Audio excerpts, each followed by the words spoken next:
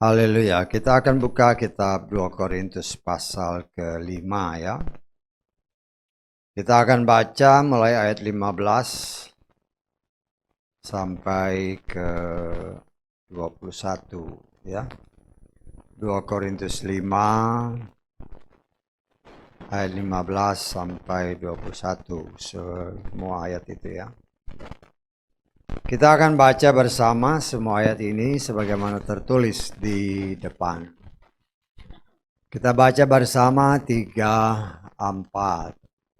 Dan dia telah mati demi semua orang, supaya mereka yang hidup, mereka tidak lagi hidup bagi dirinya sendiri, melainkan demi Dia yang telah mati dan telah dibangkitkan.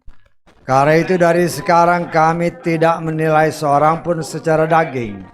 Dan jika kami pun pernah menilai Hamasya secara daging, tetapi sekarang kami tidak menilainya lagi. Jadi jika seseorang ada di dalam Hamasya, ia adalah ciptaan baru. Hal-hal yang lama sudah berlalu. Lihatlah, segala sesuatu telah menjadi baru. Dan segala sesuatu berasal dari Elohim yang melalui Yeshua Mashiach telah mendamaikan kita dengan dirinya dan telah memberikan pelayanan pendamaian itu kepada kami.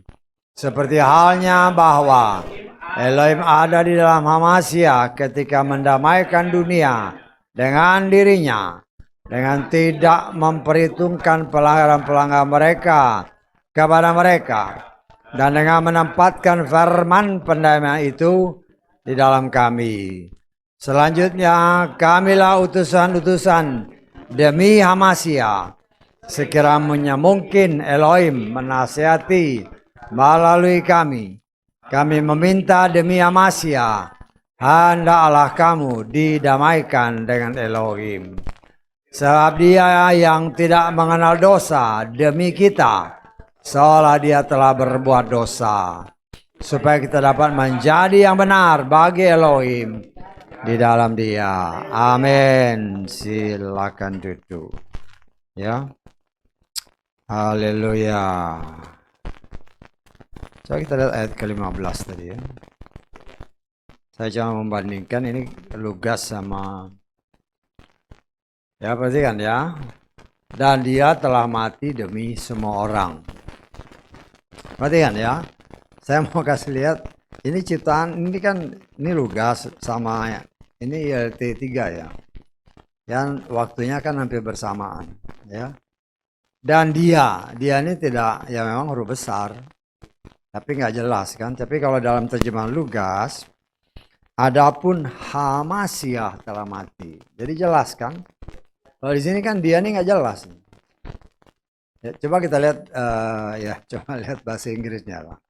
Kita lihat ya bahasa Inggrisnya bagaimana.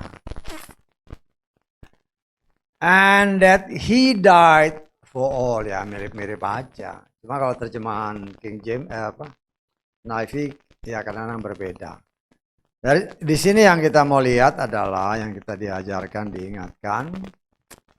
Usahakan senantiasa nama itu terlihat, yang pribadinya terlihat dalam setiap pembacaan ya. Kita tahu bahwa sebagaimana yang tertulis ya, bahwa Yeshua atau Hamasya itu telah mati untuk semua orang, berdasarkan terjemahan Lugas ya. Agar orang-orang yang hidup itu tidak lagi hidup bagi dirinya sendiri, melainkan bagi Dia ya. Nah, di sini kita coba mengerti firman Tuhan. Karena firman Tuhan jelas menyatakan bahwa ya, Yeshua itu telah mati untuk saudara dan saya, untuk semua orang ya, siapa saja, semua ciptaannya.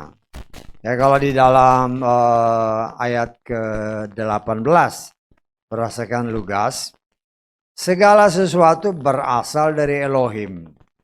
Dialah yang telah mendamaikan kita dengan dirinya melalui Yeshua Mashiach. Ya. Dia telah mendamaikan dirinya. Ingat ya, setelah manusia memberontak terhadap firman, maka mereka telah jatuh dalam dosa. Ya, telah jatuh dalam dosa. Banyak orang ya, kalau kita mau seringkali merewind ya, mengingatkan kembali ya. Kalau saudara tanya kepada banyak orang yang menamakan diri orang Kristen, ya, mereka beranggapan, ya sebagian orang lah, dulu saya juga menganggapnya begitu. Ya bukan aja sekarang, dulu saya begitu. Artinya, kalau orang Kristen ditanya, ya, dosa apa yang dibikin oleh Hawa dan Adam? Ya, semua akan menyatakan bahwa mereka telah memakan buah yang dilarang. Berdasarkan kitab Kejadian pasal 3. Ya. Padahal bukan itu yang pertama dosanya. Walaupun tidak disebut dosa. Ya. Karena dosa itu memang pelanggaran terhadap firman. Firman yang mana yang pertama yang mereka langgar? Memang tidak disebut ya. Tidak disebut, tetapi di dalam kitab Kejadian pasal 1, ya kita rewind terus menerus supaya kita mengingat ya bahwa Tuhan itu adalah Elohim yang menghendaki kita taat kepada perintahnya. Ya. Kita baca Kejadian 1 ayat 28 atau ayat 27 mulai. Maka Elohim menciptakan manusia dalam citranya. Dalam citra Elohim dia telah menciptakannya laki-laki dan perempuan. Dia telah menciptakan mereka dan Elohim memberkati mereka. Dan Elohim berfirman kepada mereka, beranak cuculah, berlipat gandalah, penuhilah bumi, taklukkanlah itu, berkuasalah atas ikan di laut, atas burung di udara, atas segala binatang yang merayap di bumi.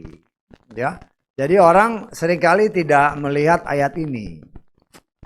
Ya, tidak melihat ayat ini. Padahal setelah kita belajar lebih dalam, inilah dosa pertama yang dibikin oleh si Hawa dan Adam. Loh kok dosa pertama? Loh ini kan perintah Tuhan. Beranak cuculah. Berapa tahun mereka nggak punya anak atau tidak mau punya anak. Ya, jadi kita sebagai orang percaya harus mengerti. Ya, kalau kita merewind kembali, ya karena ini kan sudah pernah diajarkan. Sebagai orang pilihan kita belajar dari Kejadian pasal 1 ayat 1 dan oleh kemurahan Tuhan kita akan pelajari Torah dulu, kitab Ulangan dan seterusnya. Supaya kita paling sedikit mempunyai pandangan yang lebih jelas akan firman Tuhan. Karena firman itu khususnya Torah itu adalah landasan iman kita. Saya seringkali mengingatkan bahwa semua apa yang ditulis di dalam 61 kitab yang lain itu dasarnya ya 5 kitab pertama. Kenapa? Karena 5 kitab pertama itu adalah firman yang langsung Bapa Yahweh berikan kepada manusia melalui Moshe. Ya. Dan disinilah kita boleh melihat, ya, dosa adalah pemberontakan terhadap firman. Loh kita melihat di sini bahwa Adam dan Hawa itu tidak melakukan apa yang Tuhan perintahkan. Beranak cucu dan bertambah banyak. Ya. Nah ini kita harus tanamkan. Dan inilah yang menjadi salah satu celah yang dimanfaatkan oleh setan supaya dia bisa mencobai si Adam dan Hawa. Ya. Jadi pemberontakan pertama itu bukan karena setan ya. Orang kan di luar sana, oh ini karena setan. Ya dalam arti kata ular merayu si Hawa. Padahal bukan itu. Ya. Kita harus mengerti bahwa ya kalau kita lihat lagi ya supaya tertanam ya. Kita lihat ayat Kejadian pasal 2 ayat ke-8.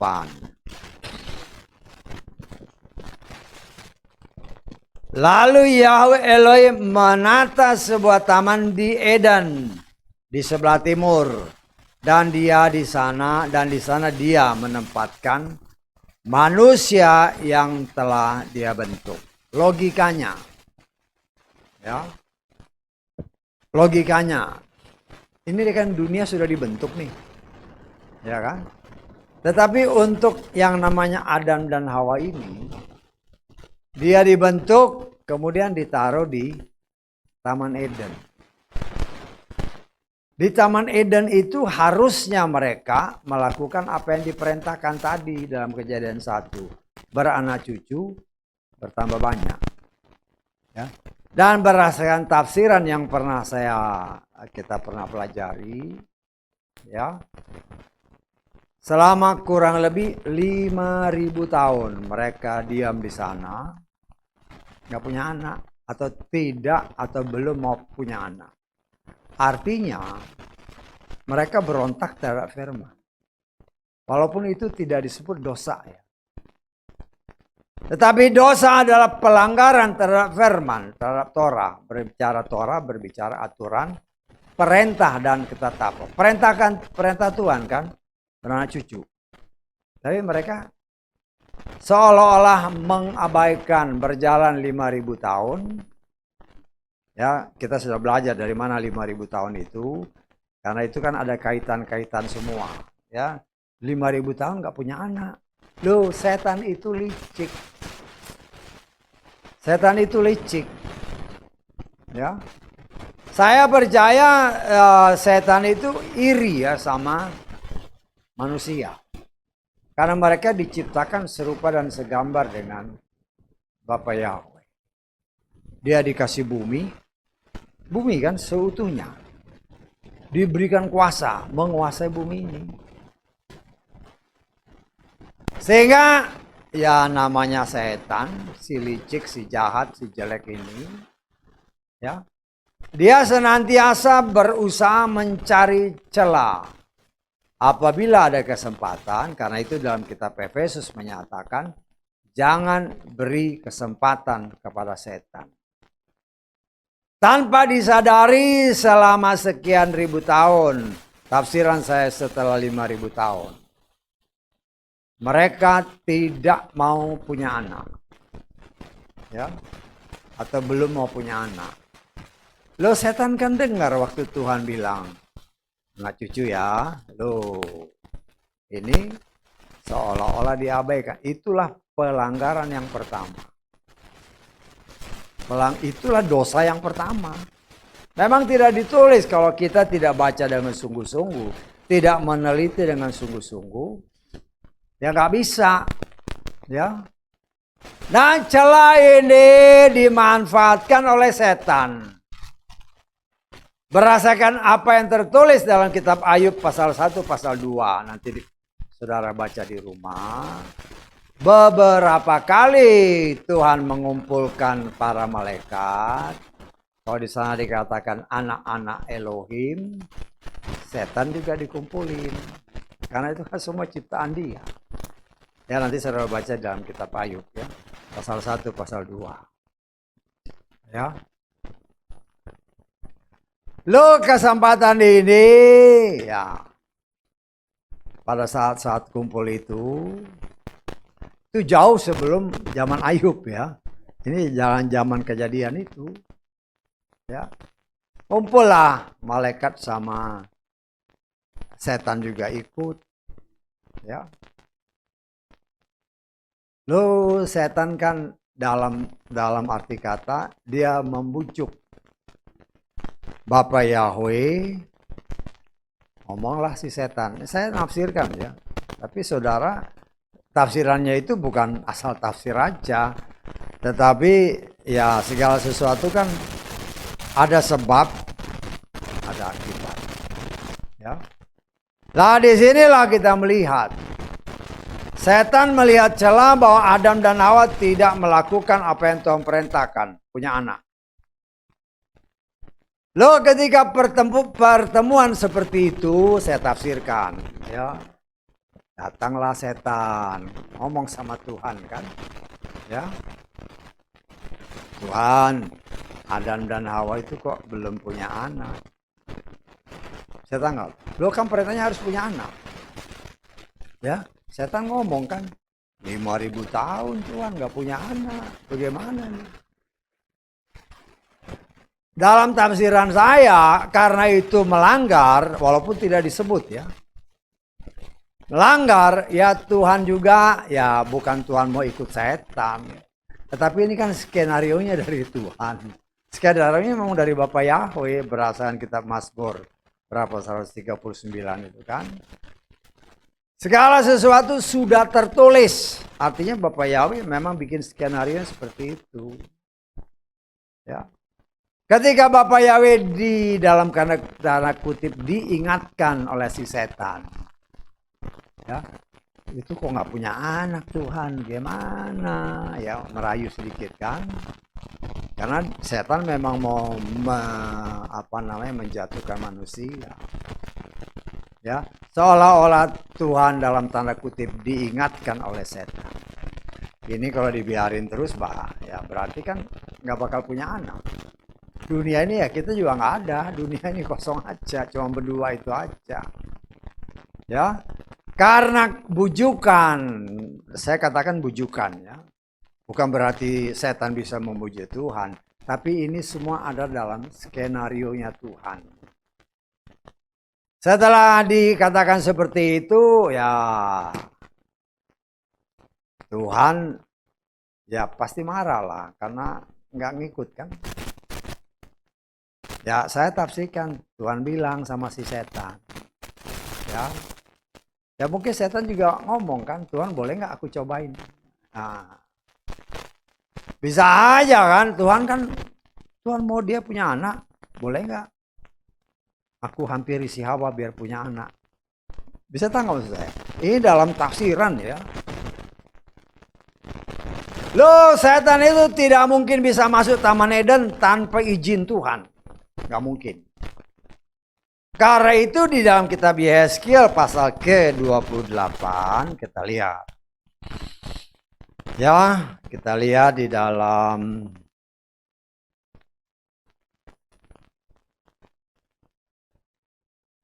ayat ke-12-13 lah ya. Karena ini berbicara penguasa Tirus, ini berbicara si setan. Hai anak manusia, merataplah atas Raja Tirus. Engkau harus mengatakan kepadanya, beginilah firman Tuhan Yahweh.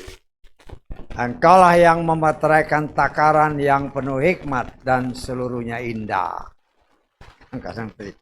Ini saudara baca itu ya. Saya baca terjemahan, kan tadi di sana dikatakan, engkaulah yang memeteraikan takaran. Saya baca turut. Lugas punya, beginilah Tuhan Yahweh berfirman, engkaulah contoh kesempurnaan, penuh hikmat dan agung dalam keindahan. Jadi si Lucifer ini memang luar biasa diciptakan Tuhan. Kemudian ayat 13. Engkau pernah ada di Eden, taman Elohim, dan seterusnya. Karena Tuhan memberikan green light kepada si setan, ya karena setan kan bujuk. Tuhan, Adam dan Hawa nggak mau punya anak, bagaimana kalau saya masuk ke sana? Dia tahu kan yang bisa punya anak itu ya Hawa. Ya. Tuhan berikan green light, oke, kamu boleh masuk ke Taman Eden. Maka terjadilah ini. Engkau pernah ada di Eden. Ya. Dia masuk ke Taman Eden. Karena dia tahu yang bisa punya anak itu adalah Hawa. Dia nggak godain Adam. Dia godain Hawa. Dan dari situlah terjadi ya. Walaupun banyak orang di luar sana sulit untuk mempercayai bahwa ada anak setan, ada anak Elohim. Kan sesuai dengan kitab 1 Yohanes kita lihat ya. 1 Yohanes pasal ketiga. Jadi segala sesuatu itu ya tertulis. Kalau tertulis ya kita tinggal gali. Kita tanya sama Tuhan, Tuhan ini kok kayak begini? Ya. 1 Yohanes pasal 3 ayat ke 9 dan 10. Setiap orang yang telah dilahirkan dari Elohim, ia tidak berbuat dosa. Langsung orang berpikir, wah jadi Elohim cewek dong. Nah kan ngawur-ngawur. Namanya manusia kan. Karena benihnya tetap tinggal di dalam ia dan dia tidak dapat berdosa karena dia telah dilahirkan dari Elohim. Pikirannya langsung, oh nih kok melahirkan, menyamakan diri seperti manusia. Oh Tuhan melahirkan, berarti dia cewek dong. Hati-hati. Dia melahirkan di sini artinya dia bisa menciptakan sesuatu sesuai kehendaknya. Nah, jadi jangan sampai melayang ke sana kemari. Kemudian dalam hal ini, nah ini ayat ini paling sulit diterima oleh manusia. Dalam hal ini anak-anak Elohim dan anak-anak si setan sudah adalah nyata. Setiap orang yang tidak berbuat keadilan dan yang tidak mengasihi saudaranya, dia tidak berasal dari Elohim. Sulit orang menerima ini ayat ini. Sehingga hanya menafsirkan itu sifatnya jahat. Lu gimana? Kalau anak berarti sesuatu yang dihasilkan secara ada satu pribadi, bukan karakternya. Dan Tuhan berkali-kali memperlihatkan di dalam kitab-kitab, ya. Di dalam kitab 1 Tawari pasal 1 kita lihat ayat 1. Ya. Supaya kita lebih semakin dalam mengerti ya, supaya kita ngerti bahwa anak setan itu memang dari setan bapaknya. Jadi jangan sampai kita juga terpengaruh dengan ya pengajaran-pengajaran. Oh itu bukan. Masa roh bisa bisa kawin loh. Kadang-kadang lucu manusia. Kita harus ingat ya.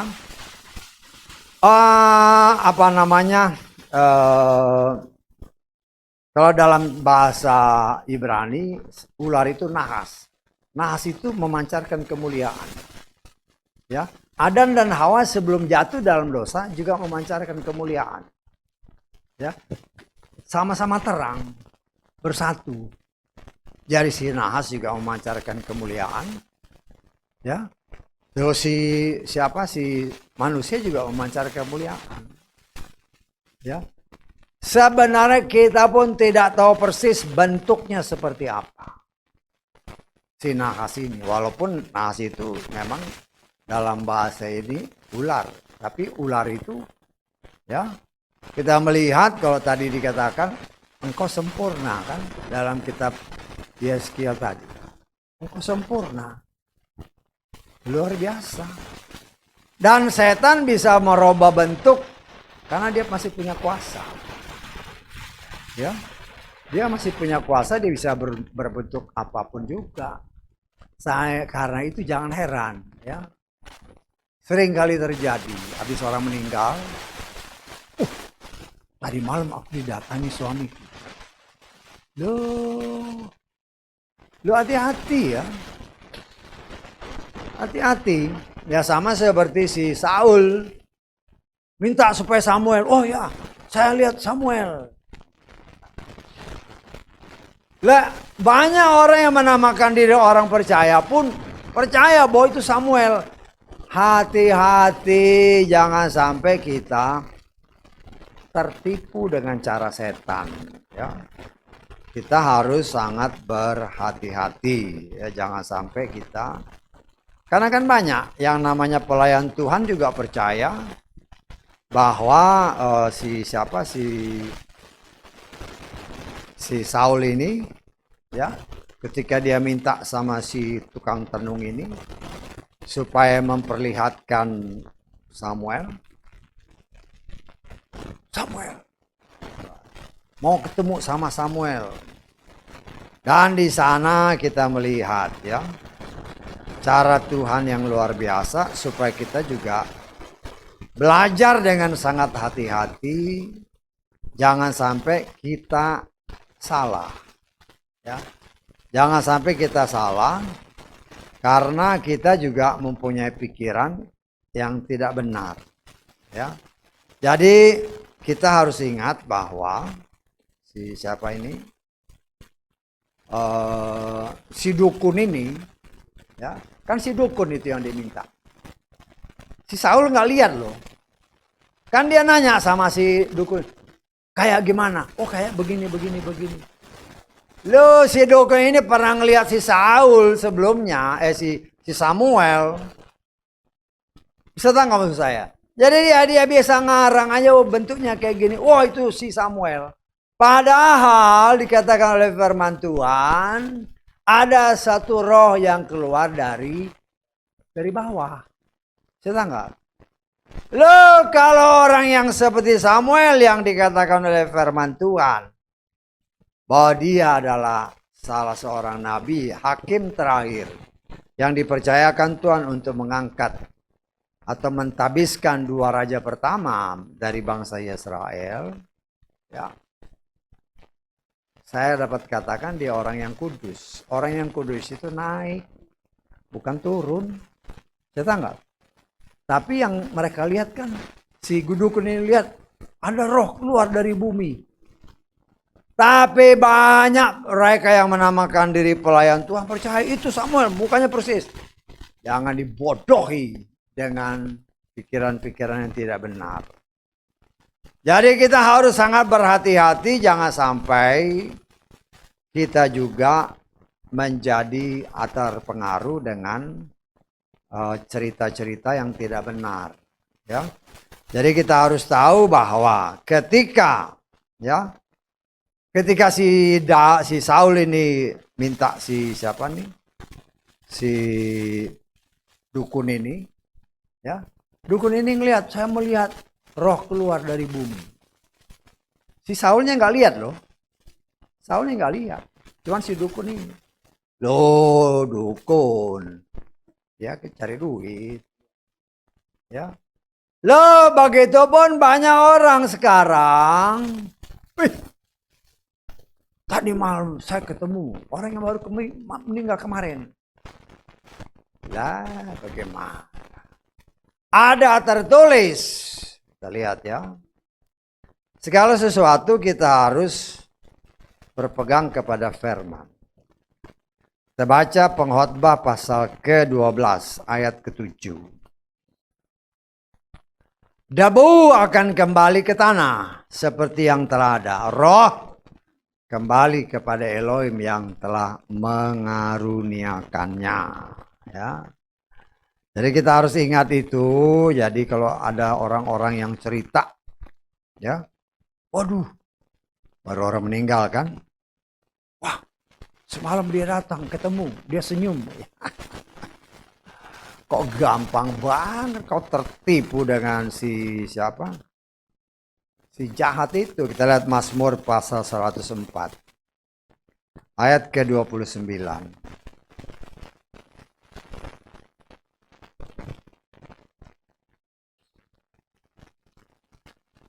Apabila engkau menyembunyikan wajahmu, mereka akan dibuat menderita. Apabila engkau mengumpulkan roh mereka, mereka akan mati dan mereka akan kembali menjadi debu.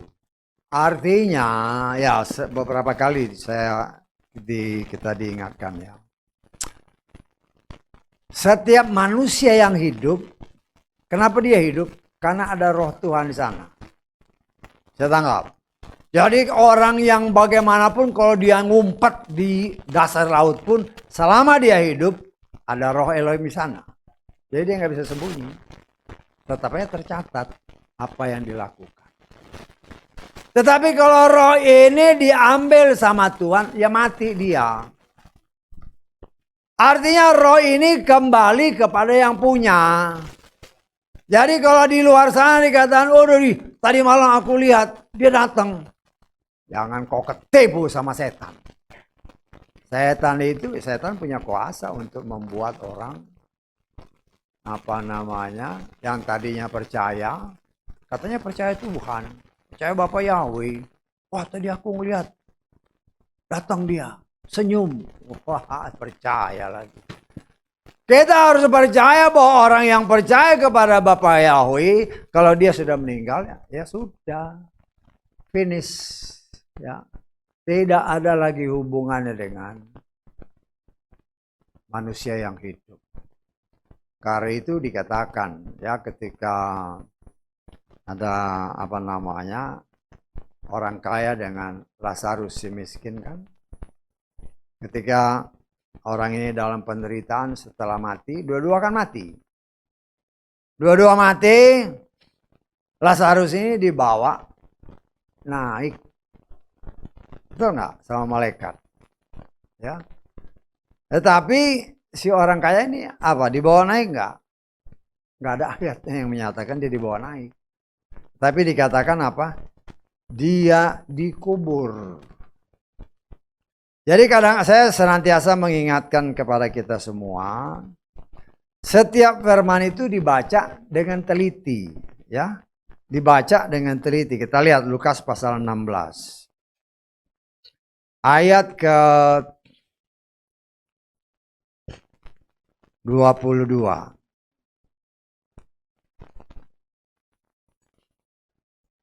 Terjadilah bahwa orang miskin itu meninggal dan dia dibawa oleh para malaikat ke pangkuan Abraham. Dan orang kaya itu juga meninggal dan dikuburkan. Kita lihat ya, saudara baca ini. Hati-hati ya, baca ini karena nanti ada hubungannya dengan yang Saul tadi itu. Ya, kita lihat di dalam terjemahan Inggrisnya, kita lihat.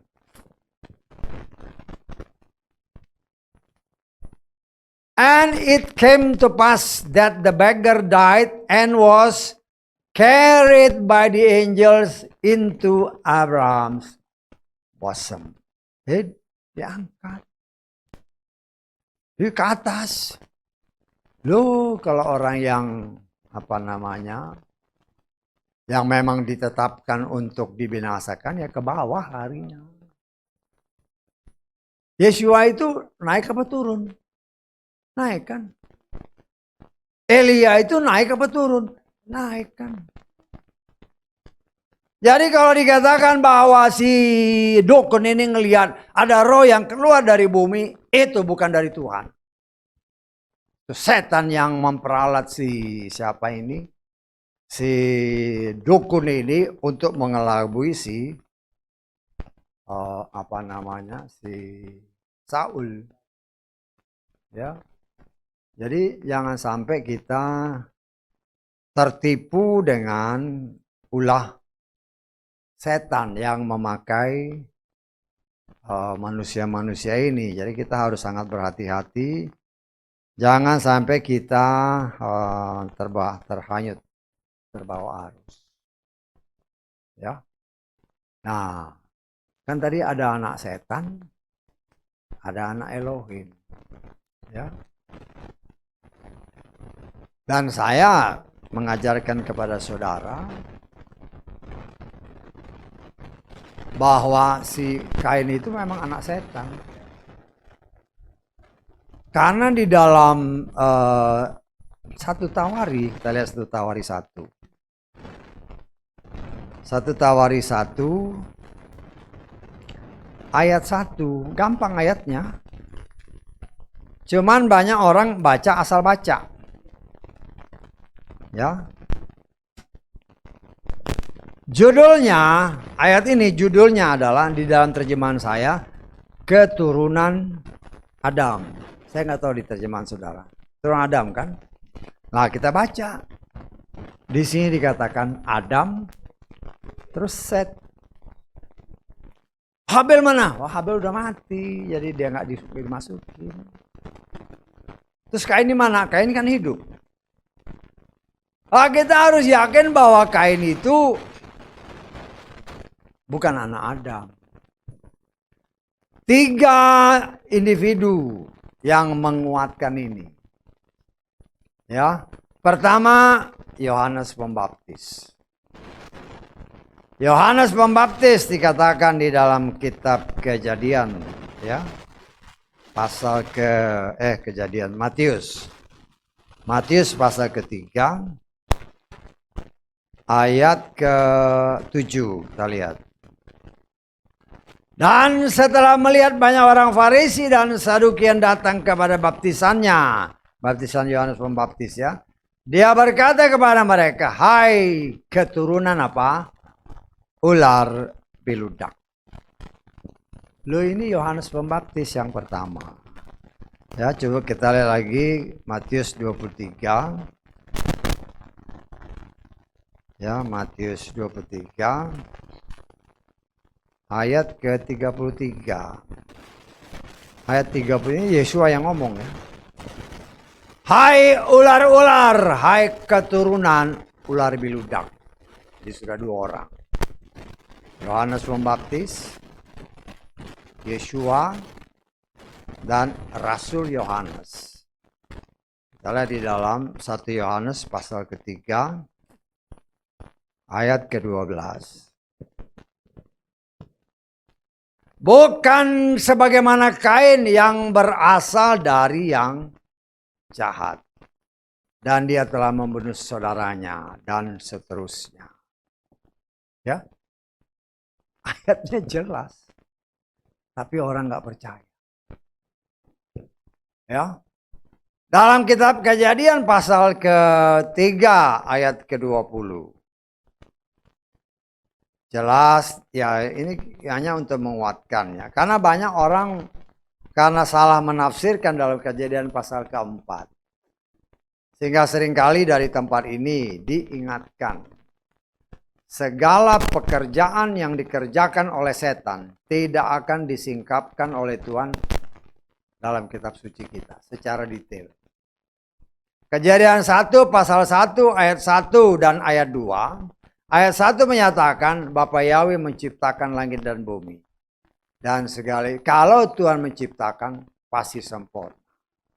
Tetapi tiba-tiba dalam Kejadian ayat 2, Kejadian 1 ayat 2, bumi menjadi tidak berbentuk. Nanya sama Roh Kudus, kenapa? Ya. Di situ ada pekerjaan setan tetapi tidak dibeberkan sama Tuhan. Kenapa? Karena Tuhan tidak mau kasih lihat kepada manusia. Kalau manusia dibeberkan ceritanya itu bagaimana setan bekerja, bisa-bisa manusia percaya kepada setan. Ya. Karena itu pekerjaan setan tidak ditulis detail. Loh, ketika setan memberikan bujukan kepada si Hawa, Hawa ini kan punya inisiatif, dia petik, dia makan. Jadi yang makan duluan itu ya dari bujukan si setan Hawa. Baru buah ini diberikan kepada si Adam. Ya. Jadi yang pertama itu Hawa dan setan. Yang kedua Hawa sama Adam. Yang ditulis dalam Kejadian keempat itu hanya Adam bersetubuh dengan Hawa. Ya, lahirlah Kain. Orang langsung berpendapat ini anak Adam. Tetapi dari kejadian-kejadian berikutnya kita lihat, ya, Lea melahirkan, katakanlah Ruben, bagi Yakub, pasti anak Yakub. Kemudian melahirkan Simeon bagi Yakub, pasti anak Yakub. Demikian juga ketiga yang lain melahirkan bagi Yakub. Kelihatannya itu sepele, tetapi disitulah kita harus melihat cara Tuhan untuk membuka rahasia-rahasianya hanya bagi orang yang mau sungguh-sungguh mencari Dia. Walaupun secara tersamar, kitab Kejadian pun sudah menyingkapkan, karena itu seringkali saya katakan. Rahasia firman Tuhan itu banyak jawabannya di dalam Torah itu sendiri. Ya. Nah, kita sudah baca seperti yang tadi saya katakan, kita lihat di dalam Kejadian pasal ketiga ayat ke-20. Adam menyebut istrinya dengan nama Hawa. Karena apa? Dialah yang menjadi ibu semua yang hidup. Lo harus dimeditasi. Lo kenapa sih? Kenapa? Tidak ada satu ayat pun dari kitab Kejadian sampai kitab Wahyu yang menyatakan Adam itu bapak semua yang hidup. Ada ayatnya. Kemudian kita lihat Kejadian pasal keempat ayat ke-25 dan 26. Ayat 25 lah ya. Adam bersetubuh lagi dengan istrinya dan wanita itu melahirkan seorang laki-laki dan dia menamai Set. Kenapa? Karena Elohim telah menentukan bagiku benih yang lain sebagai ganti Habel. Padahal kan Kain ada. Tapi dikatakan di sini enggak, ya. Elohim telah menentukan bagiku benih yang lain, ya, sebagai ganti Habel. Enggak sama dengan si Kain, ya. Dan banyak orang di dalam Kejadian pasal keempat itu tidak memperhatikan perkataan yang dinyatakan. Ya, kita coba lihat Kejadian pasal 4 ayat 1. Karena itu seringkali saya mengajarkan, mengingatkan kita semua, coba perhatikan kata per kata. Baru kita bisa mengambil suatu kesimpulan. Adam bersetubuh dengan Hawa istrinya dan mengandunglah dia. Lalu melahirkan Kain. Ya, berkatalah dia, aku telah memperoleh seorang pria dari Yahweh. Ya. Kan banyak kejadian sekarang ini ya, terutama zaman tiru-tiru ini, ya. Punya anak, nggak taunya anak itu bukan dari suaminya. Kan sering kali terjadi kan. Loh, ini memang tidak disebutkan bahwa Kain itu adalah anaknya Adam, tidak ada ayatnya. Dia memang Hawa melahirkan Kain, tapi nggak disebut anak siapa. Tetapi dari ayat berikutnya, aku telah memperoleh seorang pria dari Yahweh. Pertanyaannya, kalau kita baca ini, sama terjemahan LAI sangat beda. Itu yang membuat orang banyak terjebak. Ya, kita lihat dari LAI. Manusia bersetubuh dengan Hawa istrinya dan mengandunglah perempuan itu lalu melahirkan Kain. Maka kata perempuan itu, aku telah mendapatkan. Ini bukan, ini LAI. Ya. Ya oke lah, kita lihat. Aku telah mendapat seorang anak laki-laki. Dalam terjemahan lama kalau nggak salah bayi, tapi katakanlah anak laki-laki. Anak laki-laki sama pria itu beda. Kita lihat terjemahan bahasa Inggris ya supaya lebih nyata. And Adam knew Eve his wife, and she conceived, and bare Cain, and said, I have gotten a man. A man dalam bahasa Inggris dapat kita kategorikan umur di atas 17 tahun is a man. Artinya sudah dewasa. Ya. Loh kenapa? Kalau kita balik lagi tanya. Ya. Kalau menurut pandangan kita, ya, kalau berdasarkan terjemahan si LAI tadi, aku mendapatkan seorang anak laki-laki. Kita bisa menafsirkan ketika Kain lahir, ibunya ngomong kan, aku dapat anak ini dari bapak Yahweh. Kalau dia anak laki-laki atau a baby. Tetapi karena di sini dikatakan amen, artinya setelah anak itu bertumbuh dewasa, Baru ibunya ngomong, aku dapatkan anak ini dari Bapak Yahweh. Bisa ditangkap? Setelah dia basah, karena sudah amen kan? Setelah amen, baru lihat. Pertanyaannya kenapa? Saya menafsirkan bahwa Kain itu keturunan raksasa. Si Hawa ini heran, aku bisa dapat anak ini raksasa. Kenapa dia raksasa? Ada alasannya. Kita lihat di dalam Kejadian pasal 6. Ayat ke-1 mulai. Sampai ke-4 ya. Terjadilah ketika manusia di muka bumi mulai berlipat ganda.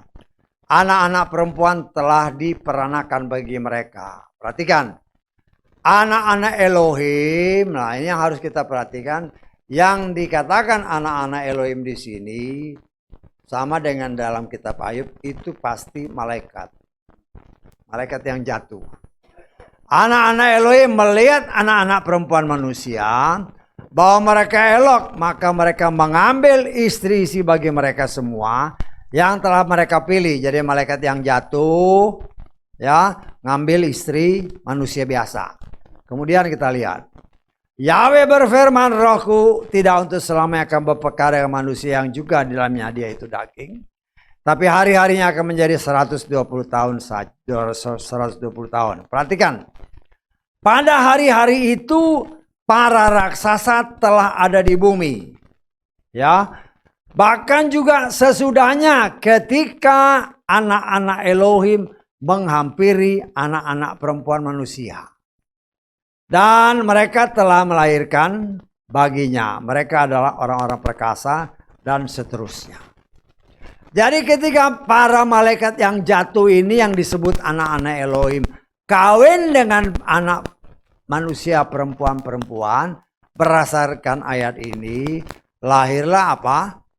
Raksasa. Jelas tadi kan? Lahirkan raksasa.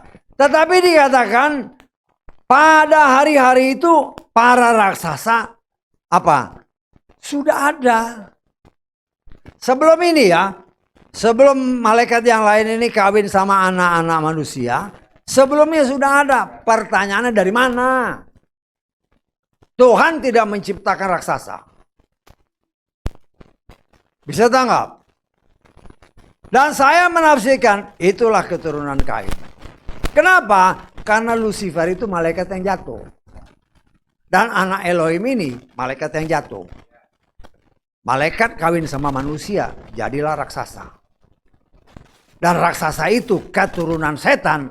Artinya ada anak setan, berdasarkan 1 Yohanes tadi, dan ada anak Elohim. Lah sekarang campur baur. Sudah berjumlah ya, setelah ini kan karena sejak masuknya setan di situ kan berantakan semua. Karena itu dikatakan dalam ayat 3 tadi. Ya, manusia ini gak beres. Umurnya dibatasin aja. Ya pada zaman ini kan zaman-zamannya Nuh. Ya, Tuhan mau musnahkan. Setelah dimusnahkan pada zaman Nuh, perhatikan baik-baik. Logikanya. Semua manusia binasa kan? Yang ada cuma 8 orang. Nuh istrinya, ketiga anaknya Sem, Yafet, dan Ham, dan ketiga istri mereka masing-masing. Logikanya semua binasa tinggal 8 orang. Tetapi ada tertulis.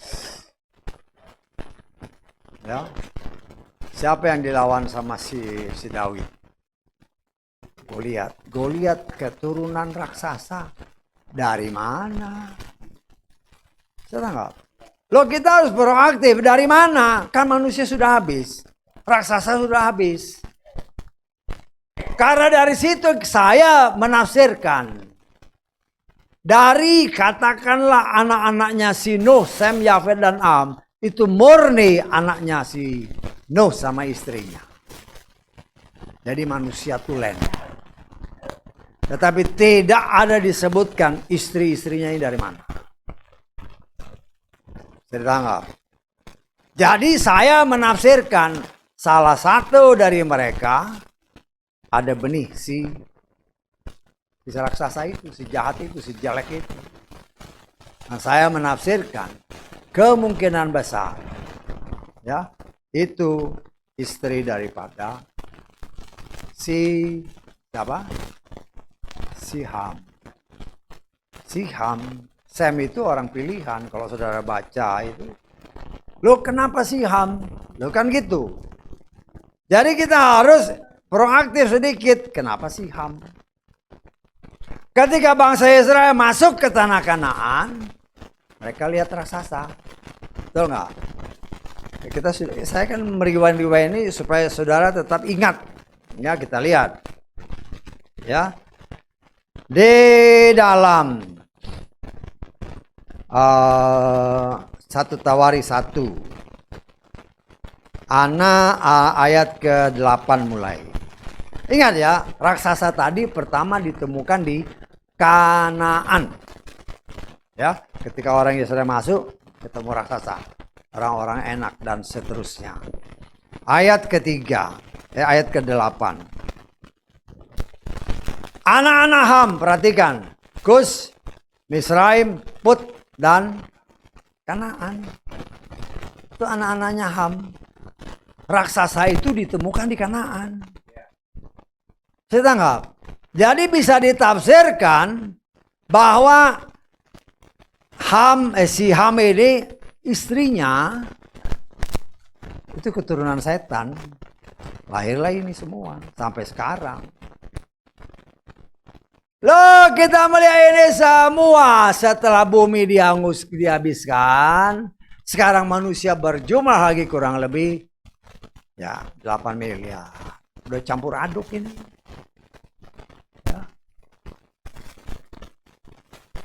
Pemisahan harus terjadi karena Tuhan punya rencana menyelamatkan manusia. Kemudian mulailah terjadi cara Tuhan memisahkan. Dipilih Tuhan keturunan daripada Abraham. Abraham itu kalau ditarik ke atas dari Sem. Ya, dari Sem kalau turun ke atas. Sem, ya bukan dari Yafet, bukan dari Ham, tapi Sem. Ya, ini keturunan orang pilihan. Nah, dari situ kemudian diproses oleh cara Tuhan. Dapatlah si Abraham dipilih. Ingat ya, Sem itu kan punya anak banyak. Tapi yang dipilih cuma satu. Betul nggak? Lo kelihatan itu simple ya, tapi itulah yang kita lihat. Coba kita lihat ya. Di dalam Kejadian pasal ke-10. Kita baca ayat ayat 21. Tapi saudara bisa baca semua ya, supaya lebih jelas. Ya karena waktu terbatas ya. Dan telah dilahirkan pula bagi Sem, bapak dari semua keturunan Ebel, saudara Yafet yang tertua. Anak-anak lelaki Sem ialah Elam, Asur, Arpaksad, Lut, dan Aram. Beberapa orang kan? Tetapi yang dipilih itu cuman dari Arpaksad. Ya kalau saudara baca ya, dari baca semua nanti, bisa kelihatan yang dipilih itu cuma satu. Arpaksad. Nanti dari Arpaksad juga punya anak-anaknya dipilih cuma satu. Bapak ibu bisa benar, tapi anak-anak belum tentu. Jadi dari sini kita pun jangan sampai heran. Aduh anakku. Ya, kita kan mengharapkan semua anak-anak baik. Tapi kalau kita membaca ini semua, ternyata jelas dari 4 orang-orang yang banyak itu, kalau kita mulai dari Sem, yang dipilih cuma Arpaksad. Dari Arpaksad juga punya anak banyak, yang dipilih cuma Sela. dari sela yang banyak juga cuma dipilih Eber dan seterusnya. Tetapi itulah proses yang Tuhan kerjakan untuk memilih orang yang sungguh-sungguh nantinya akan mewarisi langit yang baru, bumi yang baru. Kemudian melalui Mose ini mulai diturunkan. Kan dulu belum ada perintah tertulis. Semua hanya dari mulut ke mulut dan mungkin berdasarkan kepercayaan tradisi orang Yahudi, mereka itu senantiasa menulis pengalaman-pengalaman. Dan itu dibagikan kepada keturunan-keturunannya. Tapi itu masih dalam lingkup keluarga. Tetapi setelah zaman Mose, Tuhan sendiri memberikan perintahnya 10 perintah yang kita kenal dengan hukum Torah yang tertulis. Dari 10 perintah dijabarkan oleh Bapa Yahweh kepada Mose menjadi 613 aturan, perintah, dan ketetapan Tuhan. Dan semua ini terus berjalan, digenapkan oleh Yeshua. Karena ada tertulis, aku datang untuk menggenapi. Pada zaman Mose mulai diajarkan untuk mendamaikan manusia dengan Tuhan. Pertama-tama bakar korban. Kita kenalkan, ada korban penghapus dosa, korban pendamaian, korban syukur dan sebagainya. Banyak macam korban. Tetapi ada tertulis bahwa Torah itu hanya bayangan. Kita sudah belajar dalam Ibrani pasal 10. Torah itu hanya bayangan. Yang wujud nyatanya apa? Ada tertulis. Tidak mungkin darah binatang menyucikan manusia. Dan berdasarkan ayat-ayat yang kita baca tadi, segala sesuatu Tuhan mau damaikan ciptaannya ini.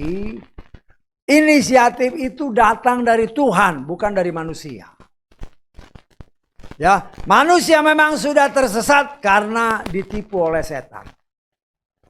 Tetapi manusia adalah ciptaan Tuhan dan Tuhan mau menyelamatkan ciptaannya dengan berbagai macam cara. Pertama dia kirim Torah, tetapi Torah banyak tidak dilakukan. Walaupun dalam Torah itu sendiri salah satu perintahnya supaya kau ingat Torah pakai talit. Bikin talit. Bikinnya di baju ya. Kan itu perintah dalam kitab bilangan. Bikin jumbai-jumbai di baju. Namanya manusia dengan pikiran yang kotor yang sudah diasupin oleh ide-ide setan. Kalau pakai baju, aduh. Akhirnya pakailah di kain. Kainlah yang dibikin ada jumbai-jumbai. Sampai sekarang banyak orang yang tidak menyadari. Seolah-olah ini kan dari Tuhan. Baca firman yang benar. Tidak ada jumbai-jumbai ditaruh di kain. Taruh di baju. Tetapi itu untuk apa? Hanya untuk ingat firman. Bukan untuk ngajar. Tuhan tahu kelicikan manusia. Karena itu dikatakan dari ayat-ayat yang tadi kita baca. Tuhan berinisiatif. Untuk apa? Untuk menyelamatkan manusia. Karena itu. Karena darah binatang ini tidak bisa menguduskan manusia. Yang kudus itu hanya dia sendiri. Yahweh. Karena itu dia harus menjadi manusia. Dan darahnya harus dicurahkan. Karena tanpa penumpahan darah. Tidak ada pengampunan. Tanpa penumpahan darah. Tidak ada pengampunan. Kita baca. Ibrani pasal ke-9 ayat 22. Semua firman harus ada kaitannya ya. Untuk menjadi bekal kita mengerti lebih dalam. Ibrani pasal ke-9. ayat 22. Hampir segala sesuatu disucikan dengan darah. Menurut Torah, perhatikan, tanpa penumpahan darah, pengampunan tidak terjadi. Dan dikatakan oleh firman Tuhan, mustahil darah sapi, darah lembu bisa menghapus dosa. Yang tidak berdosa itu hanya Dia. Karena itu Dia harus turun sebagai manusia. Karena kalau Dia turun dalam wujud nyatanya, semua kita, sebagaimana yang Tuhan katakan kepada Mose, tidak seorang pun yang bisa melihat aku yang bisa hidup. Kalau Dia turun dalam kemuliaan, semua mati, termasuk saudara dan saya. Karena itu, sudah ditetapkan sejak manusia jatuh dalam dosa, Tuhan sudah menyiapkan domba. Berbicara domba Paskah, berbicara Yeshua. Jelas dikatakan kitab Keluaran. Nanti kalau kamu potong dombanya, harus petang hari. Domba Paskah kita sudah belajar dalam kitab Keluaran 12. Karena itu Yeshua matinya harus petang, jam 3 sore ke atas kan. Apa yang ditulis dalam Torah itu adalah bayangan dan digenapkan oleh Yeshua. Dia mati tergantung di kayu salib, darahnya tertumpah. Darah yang tertumpah ini, siapa yang percaya akan selamat. Nggak percaya nggak selamat. Ya. Bagaimana bisa percaya? Tidak semua orang beroleh iman. Kata kitab 2 Tesalonika pasal 3. Ya. Dikatakan kita baca ayat ketiga, ayat ketiga. 2 Tesalonika pasal 3 ayat kedua. Supaya kami dapat terlepas dari para pengacau dan orang-orang jahat. Karena apa?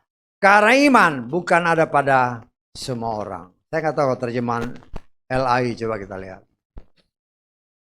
Supaya kami terlepas dari para pengacau dan orang-orang jahat, sebab bukan semua orang beroleh iman. Kita sudah belajar dari kitab Galatia, yang disebut iman bagi kita adalah Yeshua. Tidak semua orang bisa percaya Yeshua, ya, sebagai Tuhan dan Juru Selamat. Hanya dalam tanda kutip orang Kristen. Orang lain nggak percaya. Ya. Tetapi itu adalah anugerah. Tidak semua orang bisa percaya Yeshua. Kalau kita bisa percaya, itu adalah anugerah. Kenapa? Karena kita mau diselamatkan oleh Dia. Kalau kita percaya dalam hati, kata Roma 10 ayat 9 dan 10, dan mengakui dengan mulut Dia adalah Tuhan dan Juru Selamat, kita akan selamat. Kita coba lihat Roma 10 ayat 9 dan 10.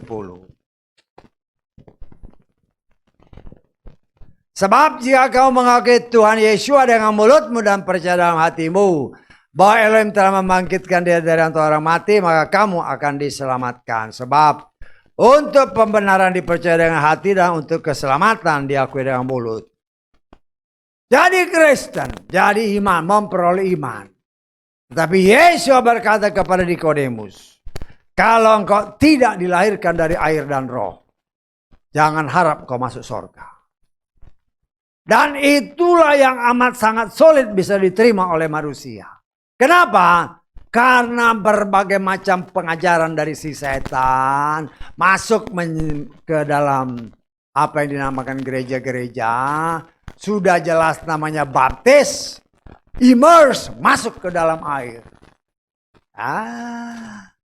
Sinode bilang, gak usah repot-repot, ambil air segelas, teplok di kepala, pelatak, itu namanya.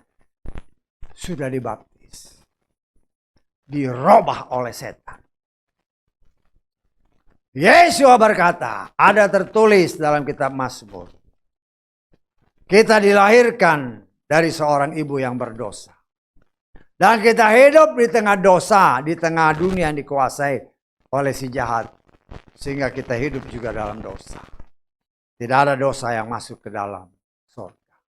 Karena itu kita yang dilahirkan dari dosa oleh seorang ibu yang berdosa. Yesus berkata kalau kau tidak dilahirkan dari air dan roh. Karena itu manusia yang lahir dari seorang ibu. Yesus kasih contoh. Kenapa dia harus dibaptis? Kenapa Yesus harus dibaptis? Banyak orang Kristen bingung juga kenapa Yesus dibaptis. Dia kan kudus. Dia dari benih yang kudus. Tetapi dia dibentuk di dalam rahim seorang wanita yang berdosa. Karena ada tertulis, tidak ada yang benar. Semua berdosa. Termasuk si Maria. Karena itu, semua manusia yang dilahirkan dari seorang ibu. Dia harus menguburkan manusia lamanya. Melalui baptisan di dalam Yesua. Dikubur, dibaptis, dikubur. Kemudian lahir baru, lahir sebagai ciptaan baru. Lahir dari firman. Sehingga seperti apa yang dikatakan tadi, kita menjadi ciptaan yang baru di dalam Yesua. Tetapi orang yang sudah dibaptis dengan benar, dengan nama yang benar, dengan cara yang benar, belum tentu selamat. Contohnya Yudas. Apalagi sekarang ya setan mempengaruhi banyak orang juga kan. Harus dibaptis dengan nama inilah. Contoh itu rasul tuh baptis orang bagaimana pakai nama siapa. Jangan kau tambahi dan jangan kau kurangi. Nah, kita sudah beberapa waktu yang lalu kan. Ada orang yang ya terbujuk sama setan yang menyaruh jadi pelayan Tuhan. Pelayan Tuhan bilang harus dibaptis dengan nama ini. Mana ayatnya? Nggak ada ayatnya. Saya nggak tahu sudah berapa banyak orang yang tertipu dengan baptisan yang tidak benar. Ya saya harus berani katakan ya. Walaupun kita tidak perlu sebut namanya. Tapi orang yang dibaptis, koreksi dirimu. Apakah engkau dibaptis dengan nama Yeshua Hamasia? Atau ditambahin lagi?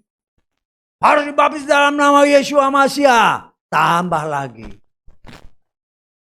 Setan mana yang masuk ke dalam otakmu? Karena dia beranggapan bukan saja yang tertulis, tapi juga tersirat. Akhirnya yang dipakai yang tersirat itu. Yang ada di otaknya sehingga banyak orang tanpa sadar. Tidak dibaptis dengan nama yang benar. Kalau tidak dibaptis dengan nama yang benar, caranya mungkin benar. Orangnya mungkin ya memang laki-laki. Tapi tidak dengan nama yang benar. Artinya kau tidak distempel. Dengan nama yang benar ya hati-hati. Ya, ya mudah-mudahan orang itu bertobat ya. Tapi kan banyak orang kalau sudah merasa gengsi untuk mengaku bahwa dia salah. Banyak orang seperti itu, biarin aja lah. Kan Tuhan tahu kau tidak bertobat, kau bawa dosa yang menyesatkan banyak orang. Dan itulah cara Tuhan, karena Tuhan mau menyelamatkan kita. Kita harus dibaptis dengan benar, dengan orang yang benar, dengan nama yang benar. Tetapi itu pun belum merupakan jaminan. Karena tergantung apakah engkau setia berjalan di dalam kebenarannya. Tetapi karena kita sudah dibaptis dengan benar. Kalau dahulu orang Israel, karena pakai talit, caranya salah lagi. Ya, terlupa. Tuhan tahu ciri manusia seperti ini. Karena itu dia berikan rohnya sendiri. Dan roh itu hanya diberikan kalau engkau sudah anak. Kalau engkau sudah dilahirkan baru. Sebagai ciptaan baru, Roh Kudus diberikan. Roh Kudus inilah yang menolong kita. Yang mengajar kita. Yang memampukan kita untuk bisa melakukan firman dengan benar. Tetapi seringkali dalam kenyataan, dalam kehidupan ketika kita lagi enak, ya Roh Kudusnya di belakang. Lupa. Dibiarkan tidur sama seperti Yesua dibiarkan tidur. Nanti angin ribut, baru cari Tuhan. Itulah karakter manusia. Tetapi di tempat ini saya sebagai pelayan Tuhan mengajarkan kita semua, mengingatkan kita semua. Waktu kedatangannya sudah amat sangat dekat. Seberapa siapkah kita untuk ketika dia datang, kita didapati tidak bercacat celah. Waktu Tuhan tidak ada yang tahu. Kesaksian kan beberapa waktu yang lalu kan. Kelihatannya segar, tiba-tiba sudah hilang. Tidak ada yang menyangka. Ya. Kalau Tuhan sudah tentukan garis akhirnya di sini. Hanya sayangnya kita nggak tahu garis akhirnya itu di mana. Tetapi saya sebagai orang yang percaya kepada Bapa Yahweh. Ya. Kalau saudara dan saya hidup di dalam Dia. Maka sama seperti Paulus maupun Petrus. Ya. Aku sudah mengakhiri pertandingan. Artinya mereka tahu. Mereka tahu bahwa waktunya sudah dekat. Mahkota kehidupan sudah disiapkan. Artinya kalau kita mau hidup benar-benar sebagai pelaku firman. Ya. Entahkah itu masa pengangkatan. Masa pengangkatan kita pasti diberitahu. Tapi pribadi. Tidak secara umum. Tidak seperti mau besok ada pengangkatan. Itu bohong. Jangan tertipu. Tetapi secara pribadi. Kenapa? Karena ada tertulis. Ketika Bapak Abraham Bapak Yahweh mau menghancurkan Sodom dan Gomora. Dia ngomong sama Bapak. Dia dalam firman Tuhan kan. Apakah aku akan merahasiakan rencana ini kepada orang yang kukasihi? Tidak, dia kasih tahu. Artinya kita juga bisa mengimani. Itu kan suatu peristiwa besar. Dia pasti kasih tahu. Anakku, siap-siap. Berdiam diri di rumah, berdoa memuja-muji Tuhan. Ketika memuja-muji Tuhan, tiba-tiba hilang. Loh itulah yang kita rindukan. Ya. Karena itu kita harus benar-benar terus-menerus dengan pertolongan Roh Kudus. Apapun yang Tuhan izinkan terjadi dalam hidup saudara dan saya adalah bagian daripada proses yang Tuhan kerjakan supaya kita benar-benar didapati tidak bercacat celah. Baru ada masalah, mengeluh, ada tertulis, jangan mengeluh, jangan bersungut-sungut. Kalau engkau mengeluh, pada saat itu ada pengangkatan, jangan harap kau diangkat. Jelas-jelas aja. Karena Tuhan itu setia sama firman-Nya. Karena itu dikatakan, mengucap syukurlah dalam segala hal. Ada masalah, jangan kira Bapak kita nggak tahu ada masalah. Dia tahu. Hanya bagaimana kita menghadapi masalah ini. Tuhan terima kasih, tolong. Engkaulah penolongku. Ya, jangan ada masalah baru minta tolong. Setiap saat ketika mau jalan, Tuhan habis bangun. Ya.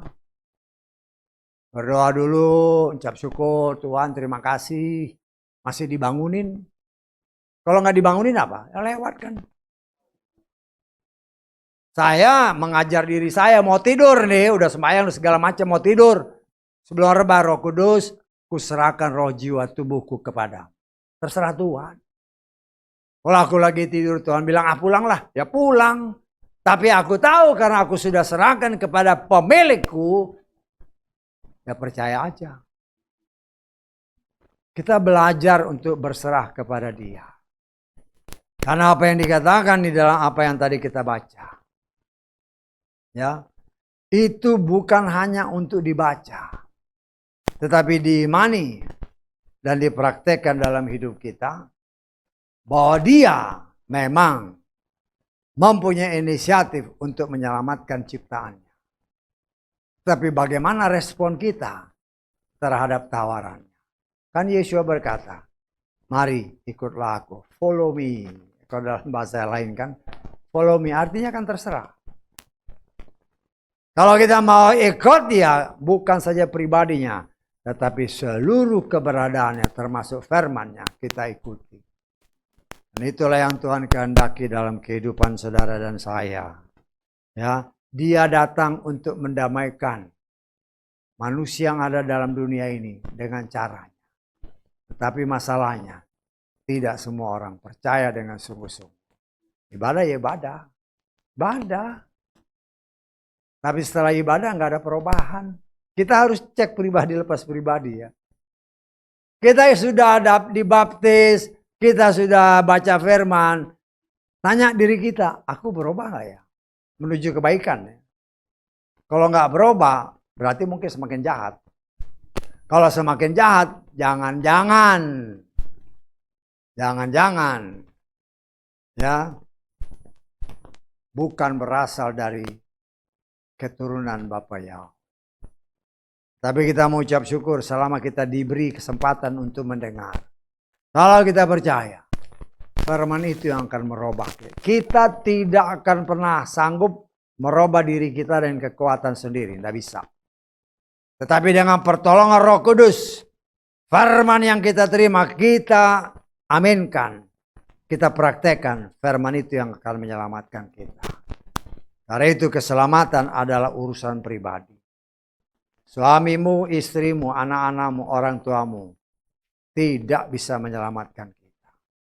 Yang bisa menyelamatkan adalah ketika dia mengatakan, datang kepada dia, lakukan firman-Nya. Bapa Yahweh yang telah turun sebagai manusia Yeshua Masiah. Kalau kita percaya dan mengikuti dia, maka kita pasti akan sampai ke rumah Bapa sesuai janjinya.